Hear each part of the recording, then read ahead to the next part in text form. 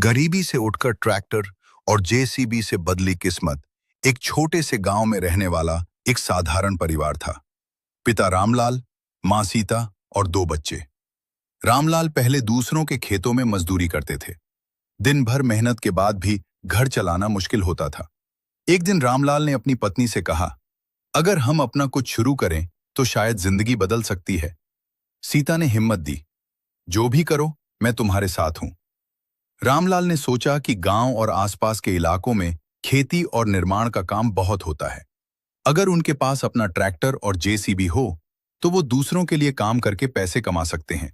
लेकिन समस्या थी पैसे की। उन्होंने अपनी थोड़ी सी जमीन गिरवी रखकर बैंक से लोन लिया। लोगों ने ताना भी मारा, इतना बड़ा जोखिम मत लो। लेकिन रामलाल ने हार नहीं मानी। कुछ दिनों बाद उनके घर के सामने एक नया ट्रैक्टर और जेसीबी खड़ा था। पूरा परिवार खुश था, लेकिन असली मेहनत अब शुरू होने वाली थी। शुरुआत में काम कम मिलता था, कई बार पूरा दिन खाली गुजर जाता। लेकिन रामलाल हर सुबह जल्दी उठकर गांव-गांव जाकर लोगों से काम मांगते। धीरे धीरे लोगों को उनका काम पसंद आने लगा। उन्होंने ईमानदारी और मेहनत से नाम कमाया। कुछ महीनों बाद उनके पास काम की लाइन लगने लगी। खेतों की जुताई, मिट्टी खुदाई, सड़क निर्माण, अब उनका ट्रैक्टर और जेसीबी कभी खाली नहीं रहते थे। कुछ सालों में उन्होंने लोन चुका दिया, बच्चों को अच्छे स्कूल में पढ़ाया, घर भी पक्का बन गया। एक दिन रामलाल ने मुस्कुराते हुए कहा, देखा, अगर हिम्मत हो तो छोटा परिवार भी बड़ा काम कर सकता है। मेहनत प्लस सही सोच प्लस हिम्मत बराबर सफलता। छोटे गांव से भी बड़ा बिजनेस शुरू हो सकता है। एक छोटे से गांव में एक मां रहती थी जिसका जीवन सिर्फ संघर्ष था। एक छोटे से गांव में राधा नाम की एक मां रहती थी। उसके दो बच्चे थे, रवि और पूजा। राधा का जीवन बहुत कठिनाइयों से भरा था। उसके पति की मृत्यु बहुत पहले हो गई थी और घर की सारी जिम्मेदारी उसी के कंधों पर आ गई थी। राधा सुबह सूरज निकलने से पहले उठ जाती, खेतों में काम करती, लोगों के घरों में झाड़ू पोंछा करती और जो भी थोड़ा बहुत कमाती वो अपने बच्चों की पढ़ाई और खाने पर खर्च कर देती। खुद के लिए उसने कभी कुछ नहीं सोचा। रवि पढ़ाई में अच्छा था, लेकिन कभी कभी गरीबी से परेशान होकर कहता, मां, मैं पढ़ाई छोड़ देता हूं, काम करूंगा, आपकी मदद करूंगा। राधा मुस्कुराकर कहती, बेटा, मेरी जिंदगी तो जैसे तैसे कट जाएगी, लेकिन तुम्हारी जिंदगी पढ़ाई से ही बदलेगी। समय बीतता गया। राधा ने अपने सपनों को त्याग कर अपने बच्चों के सपनों को जीना शुरू कर दिया। कई बार वो भूखी सो जाती, लेकिन बच्चों को कभी भूखा नहीं रहने देती। एक दिन ऐसा आया जब रवि ने बड़ी परीक्षा पास कर ली और शहर में अच्छी नौकरी मिल गई। उसने अपनी पहली तनख्वाह से मां के लिए एक साड़ी खरीदी। जब उसने साड़ी मां को दी तो राधा की आंखों में आंसू आ गए।